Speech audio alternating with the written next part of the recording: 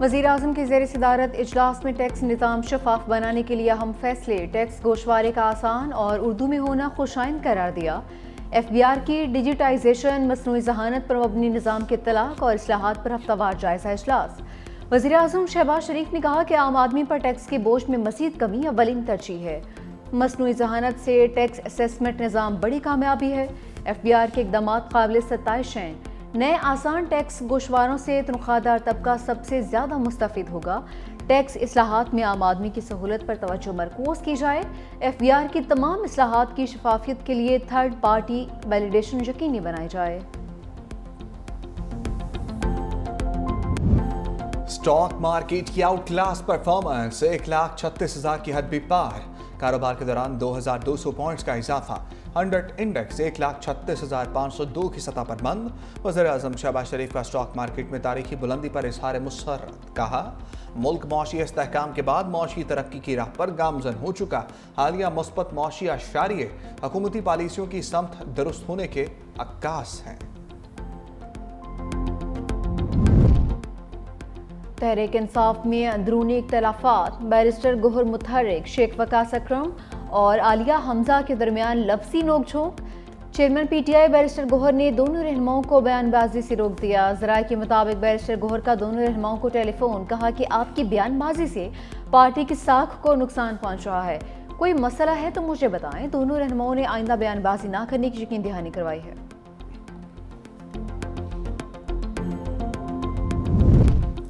अली अमीन गंडापुर के 90 दिन के ऐलान पर वजाहतें। कहा, मैंने हमेशा पार्टी में इत्तेहाद और कौम को यकजा रखने की बात की। पार्टी में ग्रुप बंदी नहीं होनी चाहिए, सबको मुत्तहिद होकर आगे बढ़ना चाहिए। अगर खैबर पख्तूनख्वा हुकूमत गिरी तो सियासत छोड़ दूंगा। सेनेट से मुताल्लिक तमाम फैसले बानी PTI ही करेंगे। सियासी जबर की सूरत में जल्द अमल पेश किया जाएगा। बानी PTI के बेटे पाकिस्तान आएंगे, उनकी गिरफ्तारी की बात करना इंतहाई कम ज़रफ़ी है। सियासी इंतकाम से पाकिस्तान की साख को नुकसान पहुंच रहा है। बच्चे सिर्फ वालिद से मिलने आ रहे हैं।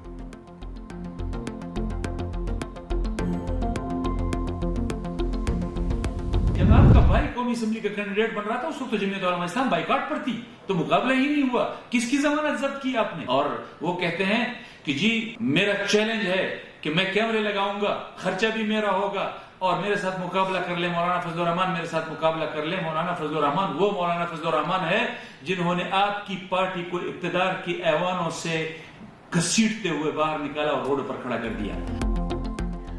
मौलाना के भाई ज़ियाउर रहमान को गंडापुर का चैलेंज कबूल। कहा कि अपने भाई से इस्तीफा दिलवा कर उनका मुझसे मुकाबला करवाओ। आपके अंदाज़े गुफ्तगू से मालूम हो चुका कि आपके जाने का ज़माना आ चुका है। जल्द खैबर पख्तूनख्वा के अवाम को करप्ट हुकूमत से छुटकारा दिलवाएंगे।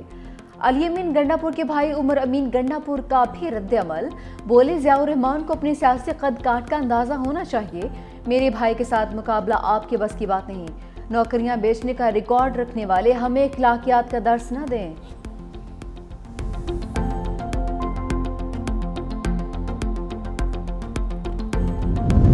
आज भी कहता हूं, खैबर पख्तूनख्वा की अक्सरियत जाली है। मौलाना अपनी बात पर कायम। कहा, PTI के तल्ख और बद अखलाकी पर जवाब नहीं देना चाहता। PTI से इख्तलाफ को इख्तलाफ तक रखकर तलखियों को दूर करना चाहता हूँ।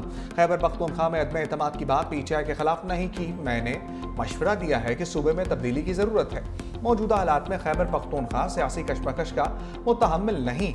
मैंने PTI के अंदर तब्दीली लाने की बात की है। PTI की हुकूमत कायम है, अदालत ने तस्लीम भी किया है। मजीद कामदार इस बिल पर हुकूमती इत्तेहाद की बदनीयती जाहिर हो चुकी। रियासती इदारे दहशतगर्दी के खात्मे के हवाले से संजीदा नहीं।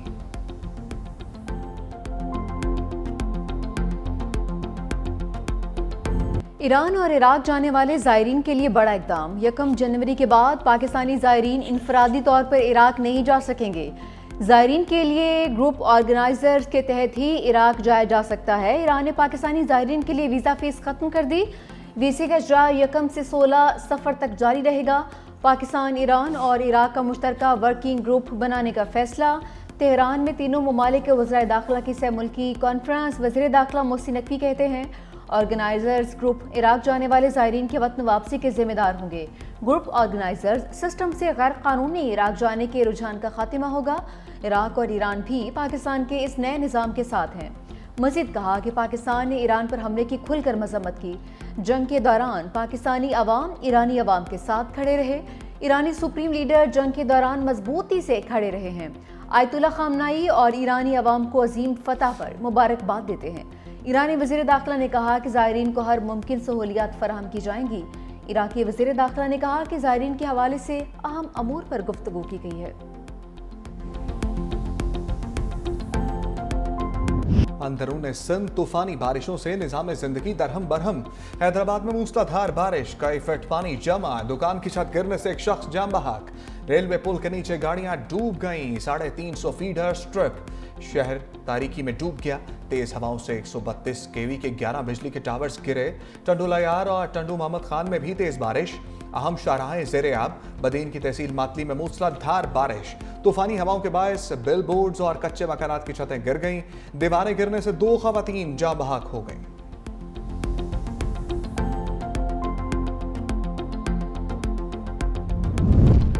वज़ीर आला सिंध मुराद अली शाह का हैदराबाद की सूरत हाल पर नोटिस। मेयर हैदराबाद से राबिता। बारिश के पानी के फौरी निकास के लिए इकदाम की हिदायत। मेयर हैदराबाद ने कहा कि फीडर स्ट्रिप होने के बायस निकासियात में रुकावट आ रही है। वज़ीर आला ने पंपिंग स्टेशन की बिजली बहाली के लिए सूबाई वज़ीर तवानाई नासिर हुसैन शाह को हेस्को हुकाम से राबिता करने की हिदायत कर दी।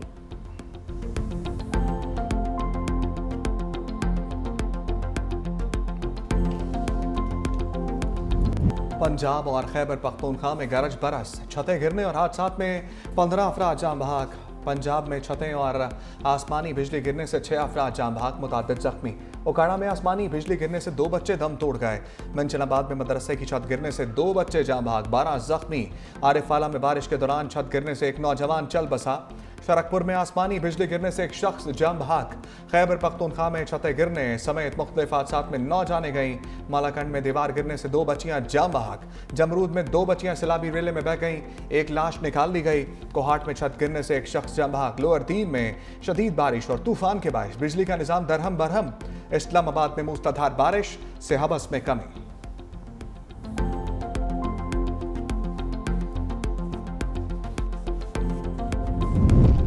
सिंध में 21 लाख मौसमियाती तब्दीलियों से महफूज घर बना रहे हैं।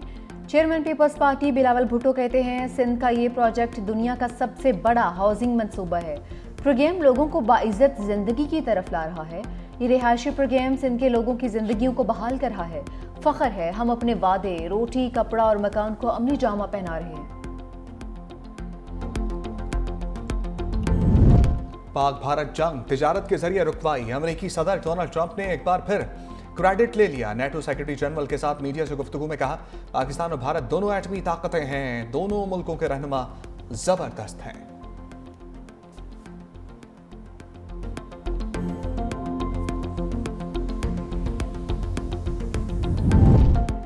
फ्रंटियर कांस्टेबलरी फेडरल कांस्टेबलरी बन गई। सदर मुमलिकत ने ऑर्डिनेंस जारी कर दिया। वज़ीर मुमलिकत बराए दाखिला तलाल चौधरी की कमांडेंट FC रियाज नज़ीर के साथ प्रेस कॉन्फ्रेंस।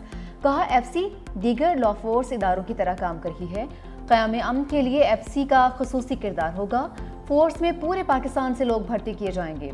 असर हाजिर के तकाज़ों के मुताबिक नए विंग्स भी बनाए जाएंगे। कमांडेंट FC रियाज नज़ीर गाड़ा ने कहा कि फेडरल कांस्टेबलरी को 6 डिविजन्स में तकसीम किया जा रहा है। फोर्स के 41 विंग्स होंगे। स्पेशल प्रोटेक्शन विंग भी कायम किया गया है।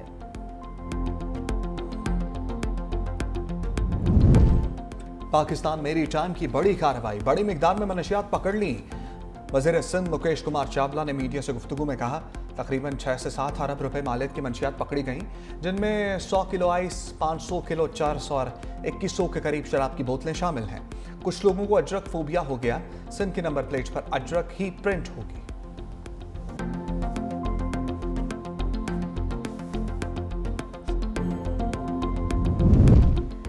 तहरीक इंसाफ की मखसूस सीटों की दीगर जमातों में बांट। इलेक्शन कमीशन में समाअत के बाद फैसला महफूज। Noon league, People's Party, DUI, ANP समेत दीगर सियासी जमातों की वकला पेश।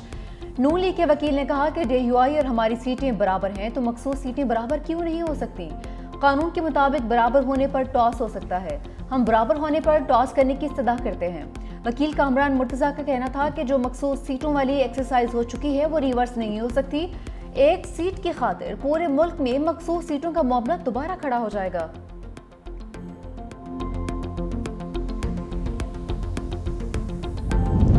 वज़ीर आला पंजाब मरियम नवाज का अवामी रिलीफ के लिए बड़ा इक़दाम। Punjab regulatory and enforcement authority का बाज़ाब्ता क़याम अमल में आ गया। मरियम नवाज का तजावुज़ात, मुनाफ़ाखोरी, ज़ख़ीरा अंदोज़ी, हरासमेंट के खिलाफ बिला तफरीक कार्रवाई का ऐलान। कहा, डर कर रहने वाला मेरे लश्कर में नहीं रह सकता। पंजाब के अवाम की खिदमत मेरा फ़र्ज़ है। पीरा और सिर्फ एक फोर्स नहीं बल्कि इनकलाब होगा। वज़ीर आला पंजाब मरियम नवाज की CCD की कारकर्दगी की भी तारीफ।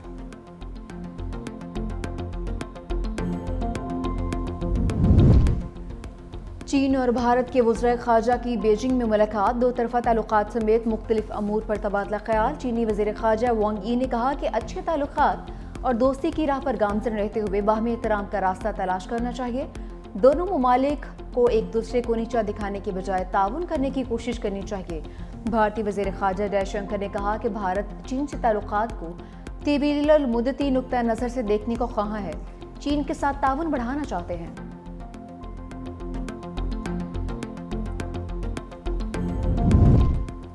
गजा में सियोनी फौज ने इंसानियत के परखचे उड़ा दिए। पानी के इंतजार में खड़े फलस्तीनी बच्चों पर फ़िज़ाई हमला, 6 बच्चों समेत 14 अफराद मौत के आगोश में चले गए।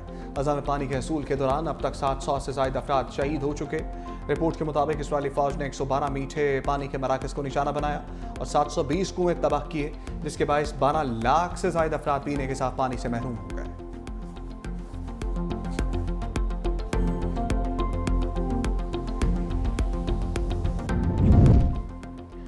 इटली से गजा के लिए एक और इमदादी कश्ती रवाना। कश्ती में तकरीबन 15 बैनुल-अक़वामी कारकुनान सवार। इंसानी हमदर्दी के तहत अद्वियात, खुराक, तिब्बी सामान और बच्चों के लिए ज़रूरी अशिया भी शामिल। मिशन फ्रीडम फ्लोटिला को कोलेशन के तहत तरतीब दिया गया है।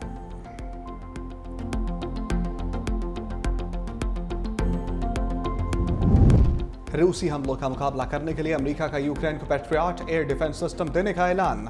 अमेरिकी सदर ट्रंप ने कहा कि यूक्रेन को रूसी हमलों का मुकाबला करने के लिए पैट्रियट मिसाइलों की सख्त ज़रूरत है। मजीद बोले प्यूटन 50 रोज में अमन मुआहदे के लिए रजामंद ना हुए तो 100% टैरिफ आयद करेंगे। रूसी सदर से सख्त नाखुश और मायूस हैं। प्यूटन ने बहुत लोगों को धोखा दिया।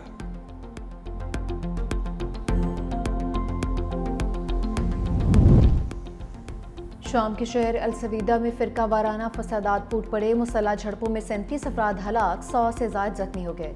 मीडिया रिपोर्ट्स के मुताबिक झड़पें कबाइल और मकामी जंगजुओं के दरमियान हुई हैं।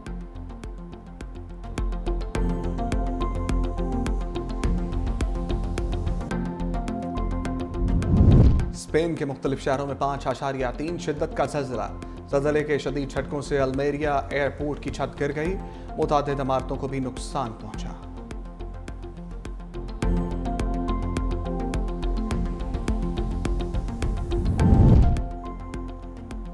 खिदमत और अतात का मुजस्समा। इस्लामाबाद में मॉडल एक दिन की तनकीद भी बर्दाश्त नहीं कर सका। सेक्टर D में वाक़ई यादगार खूबसूरती की बजाय मजाक बन गई। फनपारे की तनसीब के फ़ौरन बाद सोशल मीडिया पर तनकीद और तंज का तूफान उमड़ आया। सारिफीन ने इसके गैर रिवायती डिज़ाइन और फ़न तामीर के मयार पर सवालात उठाए। कुछ ने उसे नामुनासिब और बदज़ौक़ी की मिसाल करार दिया। मंसूबा पल में बना और पल में गिरा दिया गया। मंसूबे का आइडिया किसका था? अवाम का सवाल। एशिया कप के बाद जूनियर हॉकी वर्ल्ड कप के लिए भी पाकिस्तानी टीम भारत ना भेजने का फैसला। पाकिस्तान और भारत की टीमें एक ही पूल में शामिल हैं। ज़राए के मुताबिक हॉकी के अलावा भी किसी टीम को भारत में खेलने के लिए NOC जारी नहीं होगा।